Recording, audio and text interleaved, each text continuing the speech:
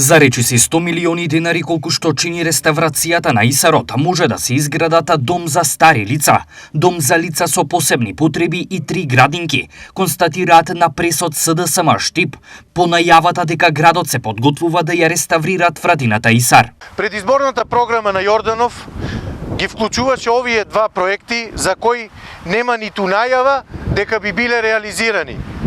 За разлика од реставрацијата и изградба на акрополот на тврдина Исар, која не беше дел од неговите планови и неговата програма. Овој проект, финансиран со унгарски кредит, скапо ќе ги чини граѓаните, но никој не кажува колку точно.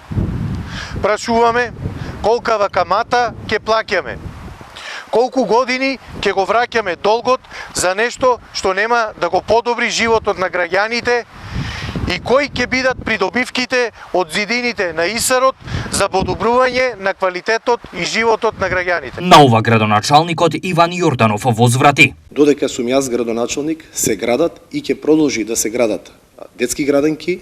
Изградена е детска градинка во населба Три Чешми, во најава е изградба на нова детска градинка во населбата Македонка, ќе се градат старечки домови, ќе се градат и многу други содржини проекти кои што се за добробит на граѓаните, сето она кое што во минатото не било направено кога Социјалдемократскиот сојуз имале можност. Така да, ако можам да заклучам, уште години кои што следуваат, Социјалдемократскиот сојуз ќе гледат како некој друг прави сето она кое што тие имале можност, но не го направиле.